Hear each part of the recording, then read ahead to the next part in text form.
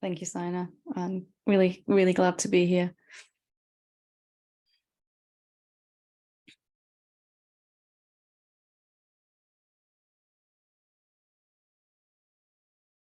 So, can't believe we're in February already. I don't know where January went, but I hope it's been a auspicious start to this year for you. And it certainly has for me. There's been a lot of deepening already. It seems to be quite an intense time that's happening at the moment. So with that in mind, I just wanted to talk tonight, today, this afternoon, whatever time it is where you are, about this whole thing of non-duality. I mean, what does it actually mean, and how do we actually live as that hopefully in a practical way? I'd like to try to perhaps explain it in a different way than you might have heard it before. Because the truth is that we are not two, or many, or billions even. The truth is that this voice that's speaking now is the same one being that is listening, that is watching. And although our bodies may be miles apart, there really is only one of us here. And it's, of course, the fullest meaning of non-duality. Non-dual means not two, no separate being. You're not a person. You're not someone on a spiritual journey. You're not someone seeking awakening either. You are awakening itself, coming to recognize itself. And that, of course, is always true whether we realize it or not, whether we realize we're on the path or not. But the actual day-to-day living of that for me was on my own journey, which is still continuing now. It was very, very challenging at certain points. And I wanted to try to really clarify the things that my whole reason for showing up like this is to try to clarify and simplify. That's what kind of gets me going, to try to boil down this beautiful truth that we have into something that's usable, practical, hopefully simple. The more complex the truth seems to be, the more our mind has taken something and done something with it to kind of change it from what it originally was. So whether you've had a seeing or not, that you're not a separate being, that you can't actually find a someone when you look. There's a body here, there's thoughts, there might be emotions, sense perception going on. But we can't actually find anyone when we really look, when we do some self-inquiry, when we try to find the someone that we seem to be, the someone that's on a journey to awakening, trying to merge back into its source, as if it really did emerge out of the source. And when we really look, we can't find that. And yet this illusion that we are someone seems to be all pervasive, all encompassing, very hypnotic, seductive, alluring. And it just kept on pulling me back in over and over again. So when I stopped to look at, I really spent some time looking at, how do I sustain this sense of separation? If it's not true, then why am I having so much trouble with it? And I'm sure everyone's had that experience where, we become resolute and say, that's it. I'm just going to stay as the awareness, the silence, the consciousness, the self with a capital S. I'm not going back into illusion. And 2 minutes later, or maybe 20 seconds later, if you're anything like I was, I'm already doing it. Why is that happening? How is that happening? Why do I feel so terrible when I just felt so good? Or at least I wasn't suffering for a moment. How do we create and sustain the sense of a separate someone? What is it we're doing that's really making us feel divided into me and the rest of the universe? There's a me here, and there's the rest of everything. And it really comes down to a very simplistic thing that we're doing, but it's just so habitual that perhaps we haven't really looked at it. And even if we have, it bears looking at again, because really when I looked at what I was actually doing at any moment to unknowingly, of course, unconsciously sustain the sense of being a separate someone, it wasn't really what I thought it would be. It came down to two very simple things. And that was that I was either trying to push something away that I didn't want to experience, that I was experiencing but didn't want to, or the opposite, which was I was trying to hold on to something that I did want to experience. And in doing that, the very essence of doing that divides us into two: me and the thing I'm pushing away, or me and the thing I'm trying to hold on to. The very moment we do that, we'll feel divided in this core division into two. The one being that's everywhere all the time suddenly feels divided into two. So there's a me and the thing that I'm trying to get rid of. And for me, this was going on so automatically, based on this idea that to push something away that I don't want to experience, for example, some physical pain in my body, some negative emotion, some rather unpleasant person in my experience, or something, some lack or limitation or something that I was experiencing. This idea that to push that away, to resist it, would make it go away. It seemed very, very logical. It seemed to make sense that if I don't push it away, it's never going to leave. And of course, it takes a fair amount of spiritual maturity to kind of recognize, first of all, that that's never actually worked for us. Has it ever really worked? If you just check out your experience that you've had, last time you felt something unpleasant, fear, anger, shame, irritation, impatience, despair, we've all had those moments. Or if someone was in your experience that you didn't want to be there, that you weren't getting along with, has it ever actually worked? Can you ever remember a time when pushing against that made them leave, made it leave permanently? So pushing against fear or shame or guilt may make it go back under the radar for a while, but it's going to have to come back up again. So has pushing against something and dividing yourself into two ever really solved the issue permanently? When I asked myself this question, I was really quite astonished to realize that actually, no, it's never worked.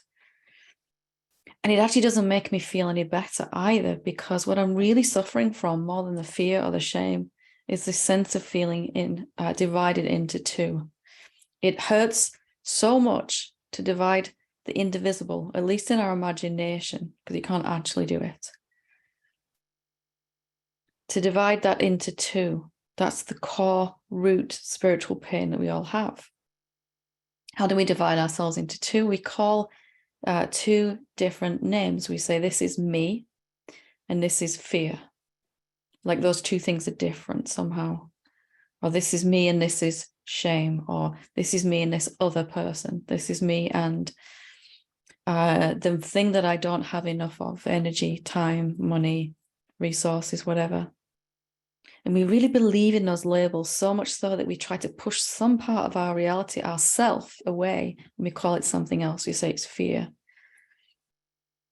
And most of us, that's all we've ever really known, isn't it? To push something away.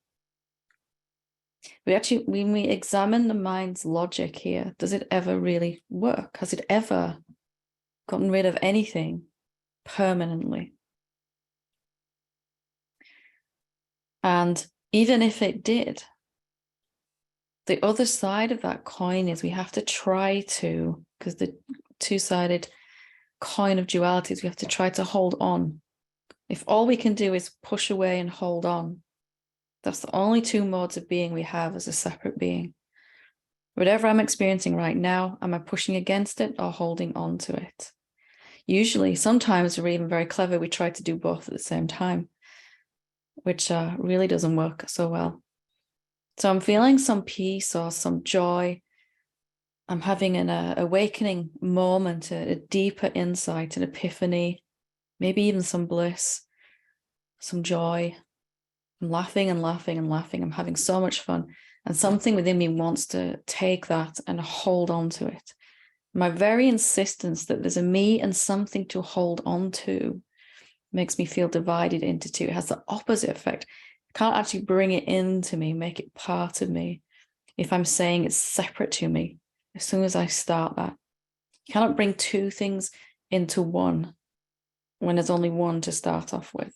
I can show up as this body. I can show up as bliss, peace, fear, anger. I can show up as the rain, as the clouds, as the planet, as a table, as words, as thoughts, as sense perception, as physical pain, as a whole planet, all of the above, and everything else. A speck of dust can show up as nothing at all, nothingness. And whatever I'm trying to do throughout my day, if we stop and look at what's sustaining this sense of a separate being, is me and it. As soon as there's a me and it, I'll be in relationship then, in duality with it, whatever it is. And there's a whole dictionary full of names that we give to whatever it is. Some of them we want to hold on to. But the very moment I try to hold on to peace or awakening, an experience, an insight, an epiphany, the very moment I try to make that stay, I have to feel divided into two. And it has to seem to disappear. So I'm disturbing myself, my own peace, by doing something that makes me feel divided into two. And contrary to that, I'm also trying to find peace by pushing something else away. I'm trying to return to peace by pushing away some disturbed feeling inside me. And it's never going to work either.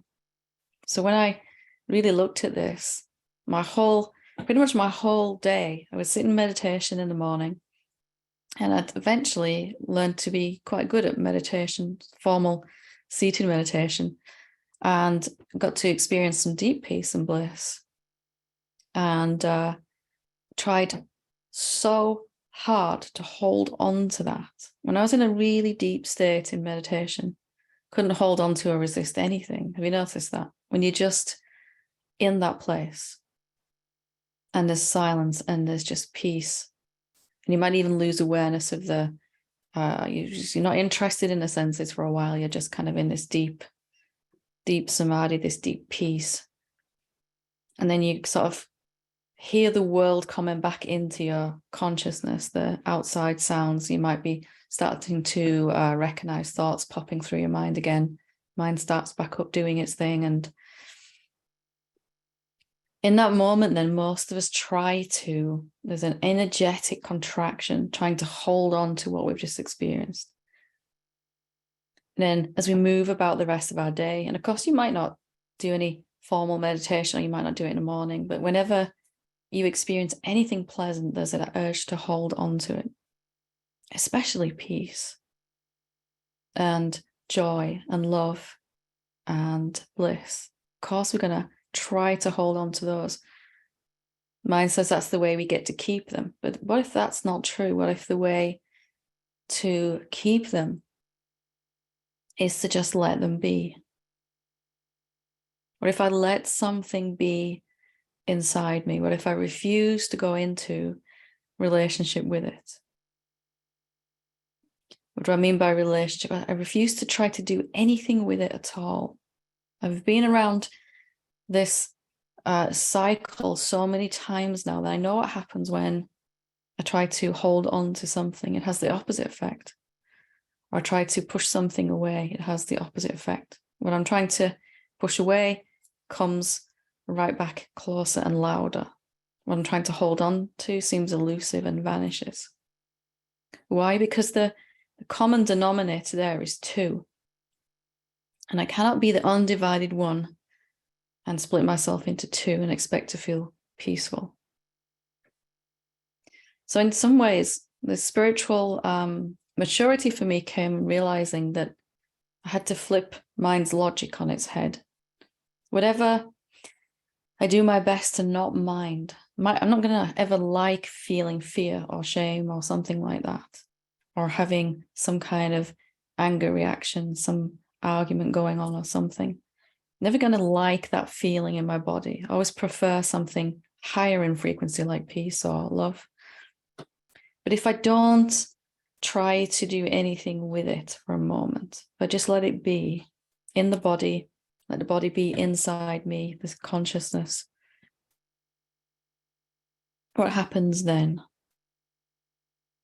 You can try this out right now. If you're feeling some negative emotion or some discomfort in the body, you can just kind of let that be. Instead of trying to let it go, let's just let it be, let it exist.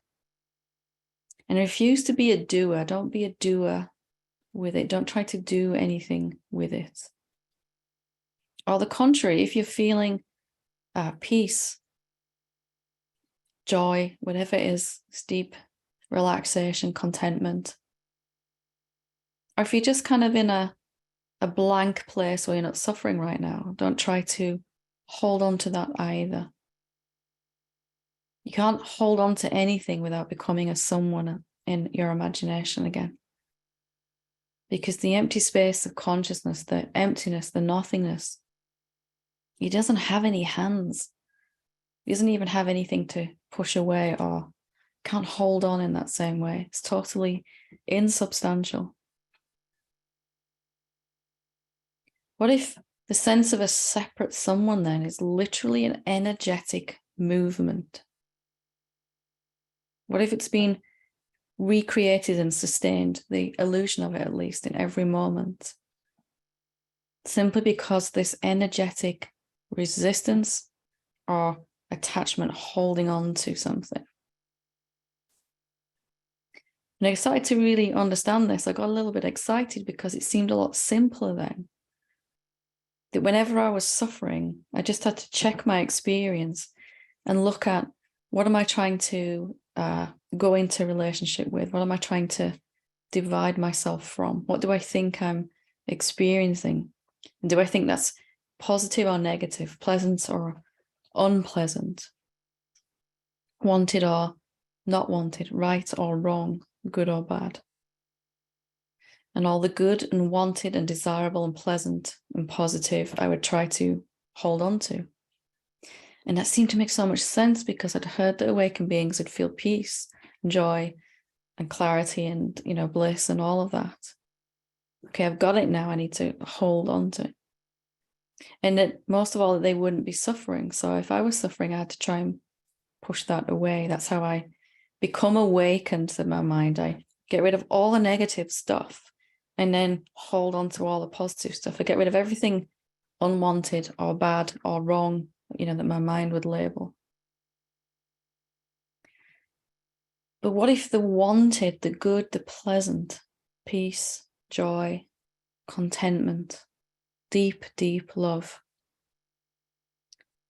actually becomes wrong and bad and unwanted and undesirable when we try to hold on to it? The frequency of it completely drops, the whole frequency of the body.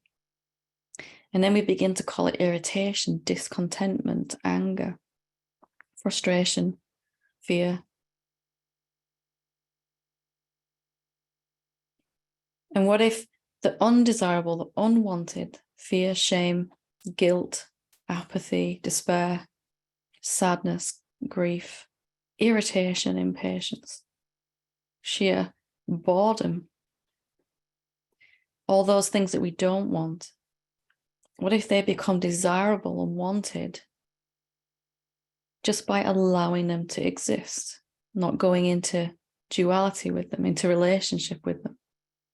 What if the frequency, the moment we don't divide ourselves from anything, at least in our imagination, because we can never actually do it, can't divide something that's intangible, where would you slice it? This thing we're calling fear isn't really fear. It's this emptiness showing up looking like fear, appearing to be. So the moment we don't do that, the frequency of this fear goes up, back to peace. What it's trying to do anyway. Because my mind said, when I figured this out, this is just overly simplistic.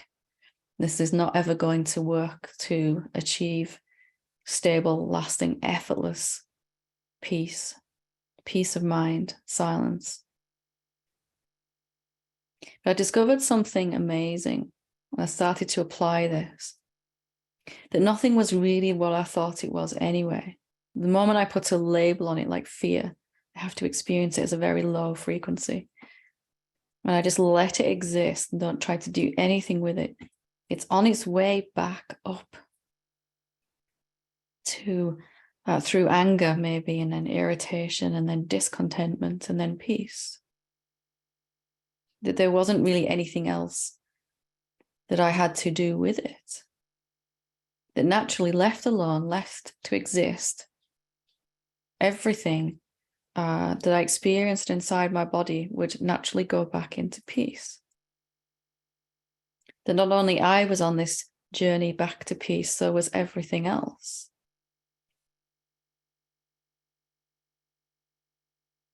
So again, if it seems overly simplistic, maybe it might just be worth trying. Again, from the evidence, when you try to hold on to something peaceful, it always has to leave. When we try to hold on, push away something unpleasant, it always tries to stay. Our whole life, the very first experience we've ever had has been reinforcing that this strategy of push-pull has never actually worked. And yet, for some reason, we keep doing the same thing over and over again. Maybe it's just some kind of tendency inside that we might be scared of who we find ourselves to be if we're not being this separate someone. We don't know what that looks like. So we continue to sustain this sense of a someone with this push-pull. Of course, not consciously, because consciously we're here for peace. We don't want conflict or division inside ourselves anymore. But something deeper down is fearing this kind of dissolution of two, the stopping of pushing and pulling and just allowing,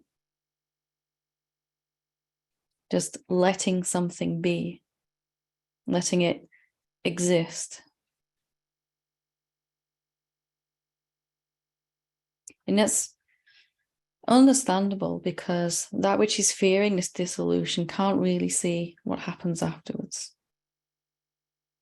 Dissolution of the separate sense of someone, it's very rare that it happens all at once in one moment. Very rare. For most of us, it's a gradual process where we have to keep choosing not to go into relationship, not to go into duality. We're noticing what we're feeling in any moment and saying, I don't want to do that right now with this fear. It's very unpleasant. It feels really, really strong. But I don't want to make it even harder by pushing against it, because that doesn't work. And even if you notice yourself pushing against something, resisting, you don't have to divide yourself again about that. There's resistance to whatever I'm experiencing, but I'm not going to resist that. I'm not going to add to my woes by resisting resistance even. So could life just simply come down to this, a very simple way of being, which is one in which you just refuse to divide yourself. You catch yourself doing it, and then you make a conscious choice not to.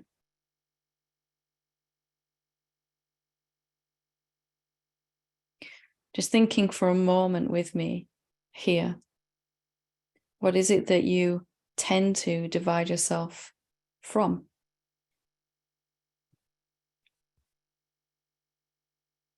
What is it that you tend to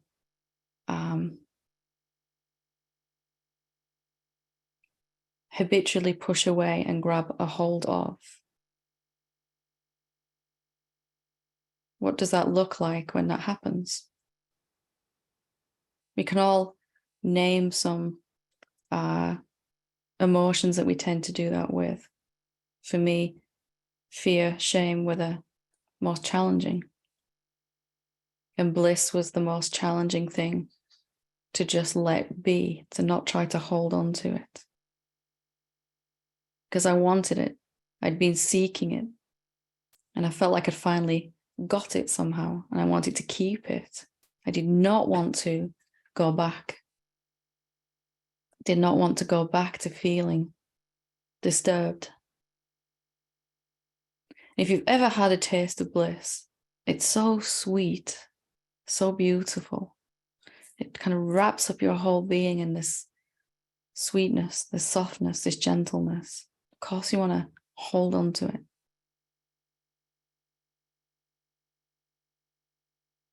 Can we let it be there?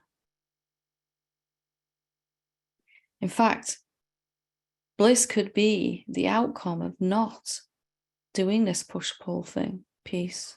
That all the energy I was using to push against something, to pretend to divide myself, me, the indivisible self, to push that thing away or hold on to it. All this energy suddenly freed up and liberated. And at the very least, you'll feel a deep contentment. And as you keep doing that, it develops into a deep peace, satisfaction, a real sense that everything's actually okay. And then it just continues to deepen. Deep, deep peace, quietness, stillness, a deep intimacy with everything that you could experience, with everything that exists. A sense that you know what everything is, because you do. Love, joy, real joy that is not a momentary happiness. A feeling that begins as some tiny little thing inside, and regaining a sense of humor that maybe we've lost a long time ago. A refusal to be sensible all the time and grown up. And then a deep bliss. And sometimes even beyond that. All from this surplus, excess energy that we haven't really had before. We've been running on empty. It costs a lot to divide yourself in your imagination, a lot of energy. And just saying, you know what, I'm not going to do that anymore. I'm going to choose to allow myself to rest, to let something be, to let me be me, however I'm showing up right now. To not be a doer, to not be a separate person, trying to manage my experience in this moment. And that's literally how we do it, this very simple push-pull.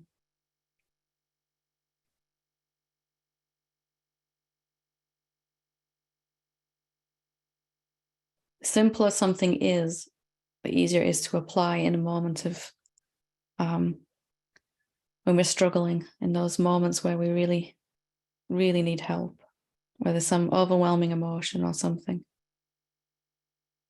We can't really remember 27 steps back to peace. We can remember to just let it be. I'm going to do my best to let this be. Something like that.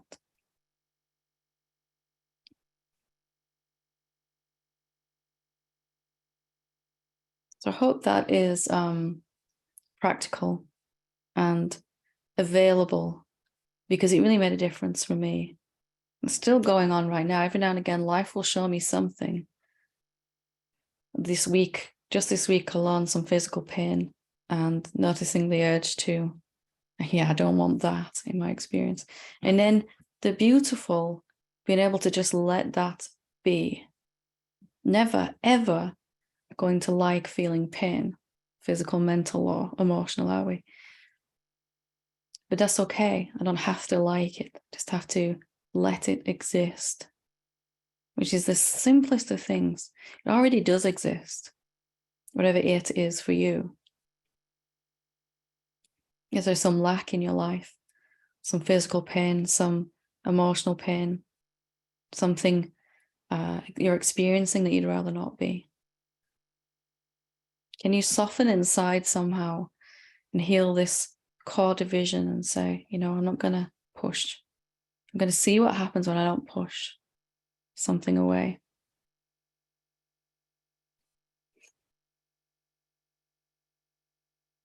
Because really that is the awakened condition. Practicing of a habit until it's automatic and effortless that I cannot push something away anymore. And somehow accidentally I forgot how to hold on to something as well. At some point doing this, I found out that I couldn't actually push anything away anymore. When that happened, I don't know, but it fell away along the way. So if that's helpful and useful, go with it. If it's not, leave it be. So if anybody would like to share their experience or understanding of what I've said tonight, or want some clarification, or if you've got a question on anything to do with awakening, feel free to speak up or raise your hand. Okay, Christine. Hi, Helen. Hi. As usual, that was very, very timely for me. I actually, I've been trying to work with not resisting the pain and the headaches in the morning. And I had a day or two where it dropped away, and been to the osteo and that sort of thing. But then this morning it was bad again. I went to the osteo yesterday, and I really tried to tell myself, you know, that it's okay, I'm doing the best I can. Yeah. But it just seemed to, by the time I got on here, I could barely even hear you because it came up so strongly. Yeah. It's just, you know, like the whole tension just got worse and worse and worse. And so I guess I had been thinking about beforehand how, well, start back a little bit. I listened to lesson 3 of the last lesson 3, Dissolving the Ego course, and I followed along, and I really came to an experience of there's no in here and out there. Mm-hmm. And I was even able to maintain that for a wee while I went for a walk afterwards. So I've been really practicing, is there anybody in here? Over and over the last few days, and having that experience again and again. But then this thing just keeps coming out. I'm kind of locking in. And I was listening to your question and answers, your last question and answer session, and there was something about there perhaps being an underlying shame and apathy about the one answer about I'm still not there yet. You know, I'm doing all the things and I'm still not there yet. I still can't let go of this, whatever it is, or I still can't find any joy or bliss. I can't fix this, and I can't fix this. Yeah. And so, yeah, I just really wanted to get a bit of clarity with you around all of that, what's going on, and next steps. And I did have a slight reduction in the sensation by, you know, taking on that question that, you know, I'm just not going to resist this. But yeah, do I need to go back? Because I do struggle with contemplation. I seem to be having some helpful experiences with self-inquiry, but with contemplation I seem to still get a bit stuck, and so there's something still being believed, but then I'm a bit scared to go into the contemplation because I've had experience of it just getting worse and worse, not being able to stay open. So is that headache and tension, is that there right now? It feels a lot better than it's just kind of a general heaviness, and a bit of tension now. It's not as bad as it was. So what does it mean then? What's the mind saying? So you had this kind of seeing as you're listening to the lesson, and then you went out for a walk, and there was just obviously no inside and outside, no separation, no someone here. And then later this tension and pain came back. What did mind say then? You've mentioned sort of you resonated with the shame.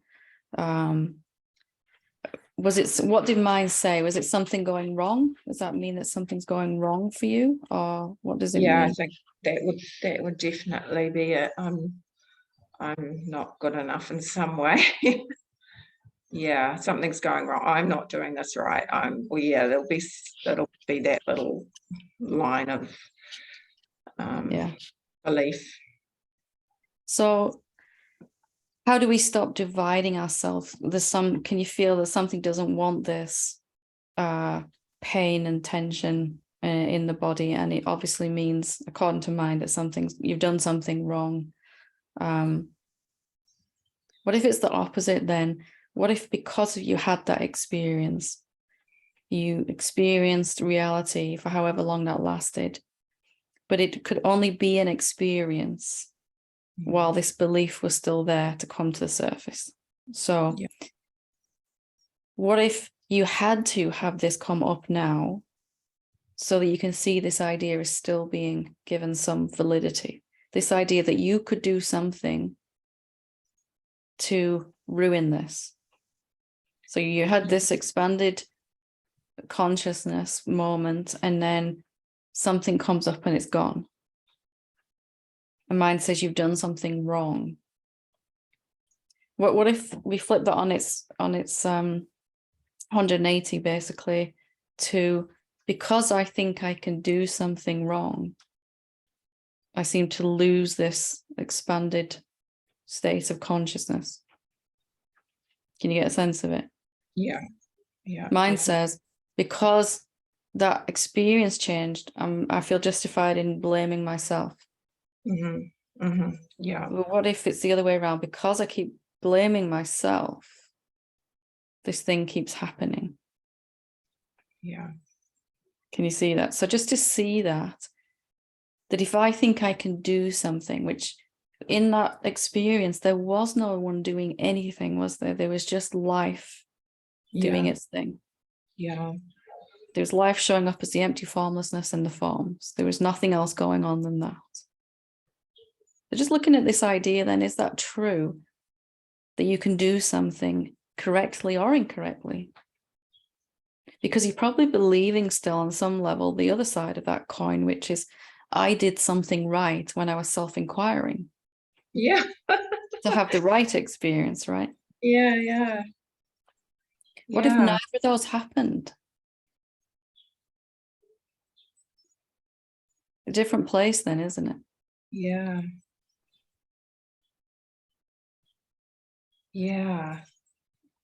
I did something right, so then I can do something wrong. Yeah. And that's the duality of it, isn't it? I have to keep going around that. So what if you just had a deeper seeing that was going to happen anyway, and then this resistance came up as tension and headache, and that was going to happen anyway, so that you could go even deeper as you see that this thought about being someone who can do something is not true. It means that you have to let go of taking credit for every time you've broken through. Yeah. And that you have to let go of blaming yourself for every time something's come up. Yeah. but it's worth it, because Yeah. the reward for that, not claiming ownership of the success and the failures, is peace. Can you feel it? Yeah, yeah, and I can see that because I've got in touch with that transparency, that emptiness inside, that in a good way. When I'm coming from that place, yeah, that all just seems ridiculous. How did I ever imagine myself to be a doer? That's just so obviously not true. And then 5 minutes later, oh, I've done something wrong. What have I done now? Because Exactly. that had to happen. That thought had to come up. This experience had to happen so that you can see what we're talking about here. Yeah. You can let go even deeper now of the sense that you've achieved victory and then also experiencing failure. Because you grab hold of either one of those, you've got to keep going around this, both sides of this experience. Okay, that's making a lot more sense. Yeah. Yeah, and I can feel more lightness now. Yeah. Seeing that. And we haven't done anything. We've just No. seen clearer, haven't we? That's all. Yeah. Yeah, I haven't done anything. Yeah. I've never done anything. When I got to this point, my mind's like, yeah, but I really want to claim that I've done this enlightenment thing. I really want to. I know, it's so true. And I'm just thinking, my family of origin, we are such a bunch of doers, like It's a physical global doers. Yeah. We've got to get it done. And then we've got to get this awakening thing done. Yeah. But the other side of that is I'm doing it wrong. I'm failing. So, and we're laughing about it now, but of course it tortures us for a long time, this idea. Totally tortures. Yeah. And that's even based on the idea that something's going wrong here, that something's going wrong because you have this headache and tension. Mm. What if that was the next way that you're going to deepen by looking at this thing? Even more peace coming when you let go of this idea. But not from a place of something's going wrong here. Yeah. It's just, here's the next place I can live my truth and free up the energy that I've invested in this idea. Yeah. So just the isness. Like it realizes itself and then it wants to apply it. And then it goes even deeper and sees it and wants to apply it. And then it'll keep doing this deepening infinitely. Beautiful. I'm going to rewatch this one quite a few times. I only had to look at this about 1,000 times myself, before I really got it. So you're in good company. Yeah. Thank you. I'll remember that next time it comes up. 999. Yep. Yeah. Yeah. Hopefully it won't take as long. Yeah. Yeah, Wonderful. I hope so. Thank you so much, Helen. Thank you. Melanie? Yeah, hi, thank you. Hi. I'm having a big aha moment, but I'm not sure if I got it right now. Because I used to when I would feel afraid, then I would think I have work to do. I have to do that whole self-inquiry thing. But now I'm thinking when I feel afraid, I don't have to do anything. I just feel afraid. And I'm thinking that presence or the higher self itself, by letting me keep the feeling of afraidness without thinking I have to do any work, that in itself melts the feeling afraid. Like I don't have to do anything. I don't have to try to get rid of it by doing self-inquiry. I can just let it be. Yeah. It melts. I'm afraid it's not going to go away if I don't do anything. If I'm not. But has it really worked to push against it? Has it gone away permanently?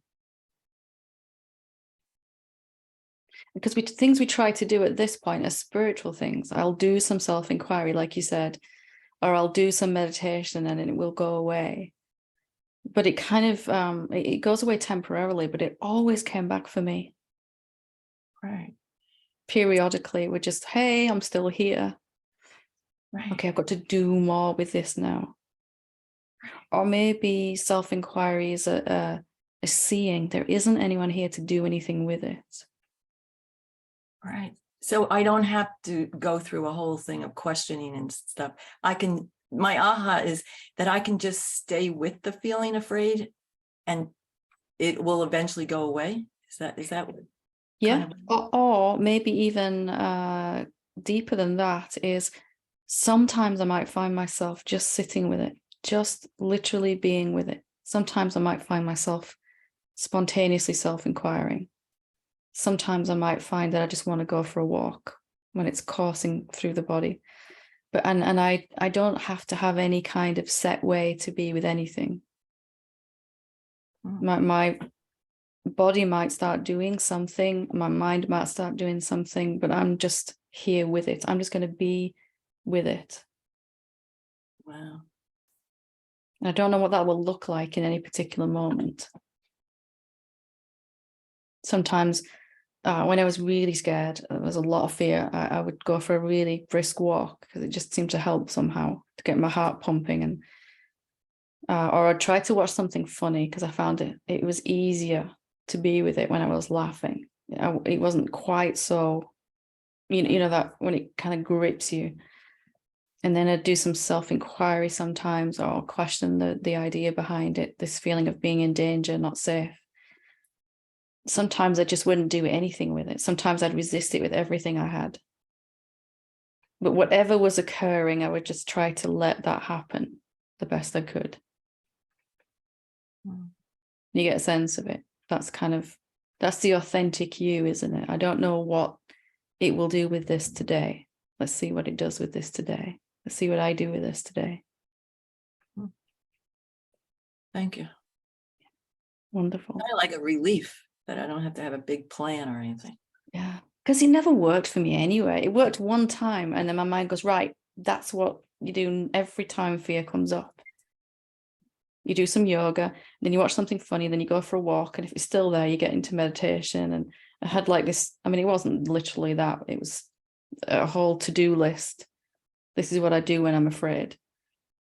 And it would work once or twice, but then it would just keep coming back because it was only me it made me into a doer, a someone. And whatever I did from there made it worse or prolonged it, until it was going to naturally leave anyway. Thank you. Thank you. Glad you brought that forward. Thank you. Sylvia?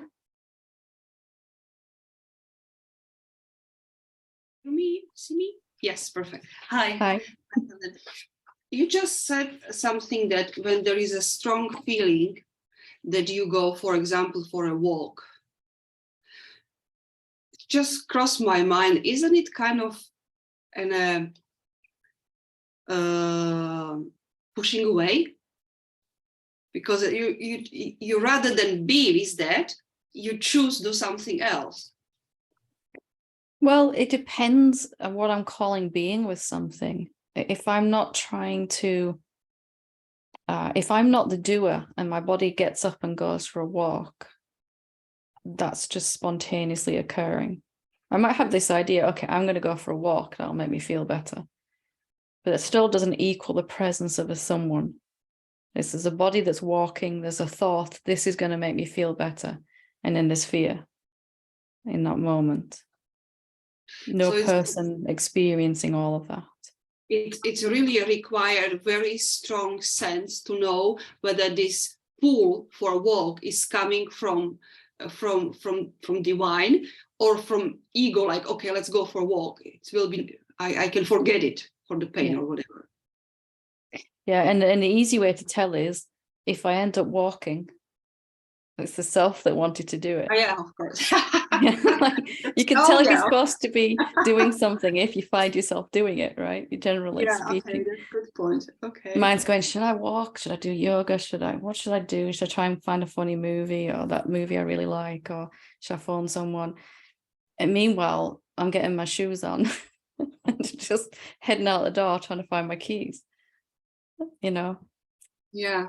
So this is kind of like like the checkpoint, like when I ended up to do whatever is walking or see the movie or whatever, it's because it's meant to be. So it's not my choice. Yeah. And the body, you know, we don't give it enough credit, really. It knows exactly what to do in those moments. Sometimes it would just sit there and breathe really deeply, like really deeply, to try to just relax. Sometimes I'd put some music on, or find, you know, singing to something really out of tune and really loudly, you know, usually, but it still had the same effect. It just helped the vibration move. That was the only thing that needs to move is this idea that I can do something with it. What my body does is kind of nothing to do with me, meaning it'll do naturally the best thing it can in that moment. But this also required some quite high degree of self-consciousness, because usually this resistance, it's at the beginning, it's so loud that you don't hear voice, like, you know what I try to say, that is so loud, too much attached to ego telling you, no, I don't want this, or I do want that you are not following your body. That's actually bringing the doer in your life. Yeah, and sometimes that becomes like so intense. But there's also some, you know, so you're feeling a lot of fear. Sometimes you can just be with it. Sometimes you really feel like you're resisting it, and you can't even hear the perspective of the self, the real self in that moment, seemingly. Mm-hmm. But the real self is just watching this real, utter no, I'm not, I don't want to experience this. It's just watching that too, isn't it? And gently allowing that. So it's absolutely not necessary to go into the root of the reason why you feel contraction or pain, even, or whatever.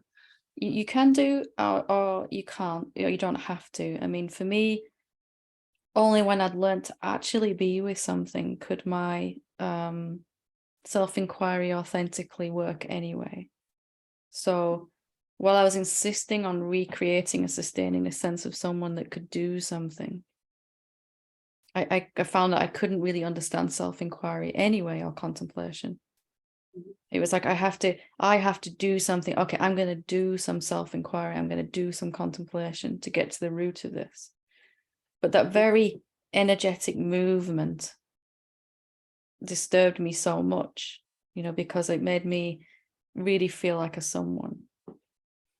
So after kind of learning to be with even the most unpleasant emotion, there was a deeper sort of seeing and inquiry possible. And then it just kind of alternated. Sometimes I'd just be with it, whatever it was. Sometimes I'd find self-inquiry happening. Who is it that's feeling this? Where is the separate being? Can't find them. Or what's this emotion? And the contemplative question might, is it true? This fear is going to last forever, which is what the idea was at that point. But there was no strategy of how to, you know, which one I was going to do ahead of time, or in that moment. There was no strategy. This is how I deal with fear. Yeah, because I also noticed that when there is sometimes discomfort in the body, instead of going, I don't know if that's a bypassing, but they cut immediately into the background, like zooming out, kind of. You can't actually bypass anything. When your attention's on reality, you can't bypass anything. If you focus on this moment now, here, together with me, right now we're experiencing this moment. You actually can't ignore anything that's appearing in it at the same time. Okay. It's impossible, right? Yeah. Okay. Okay. Thank you. Thank you. And that was where I started hanging out. Let me just be aware of the consciousness that's watching this fear, and then see what my body does from that. Or can I just notice this appearing in the emptiness? There's fear and there's a body, and then see what happens from there. And it is impossible to be a doer or have a strategy in that moment from that place.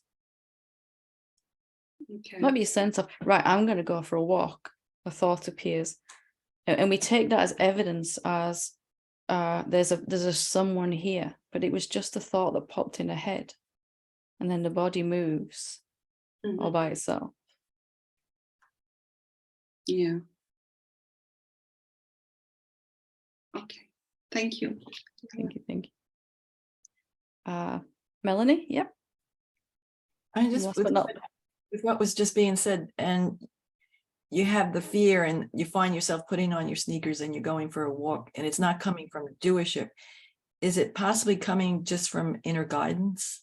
That spiritual. Absolutely. Yeah. Now I get it. There's always that inner guidance in any moment, but we sometimes, this idea of I need to do something just kind of seems to overpower that, block that out. So I can kind of like not be, I'm not as afraid of feeling afraid anymore.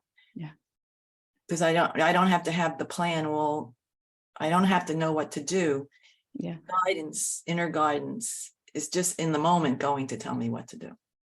Yeah. And like Christine said, to start these questions off, sometimes if I think I know what to do, I'm going to do the right thing. Sometimes I'm going to do the wrong thing. Without that pressure on you, it's just like, okay, this helped, this didn't help. That's all you can conclude from something. The body did some activity and it really helped, seemed to help the fear move through the system faster, easier, something like that. Yeah. Thank you. Yeah, wonderful. So thank you for that. It's about time. I'll hand the mic back to Sina. Thank you so much. Thank you.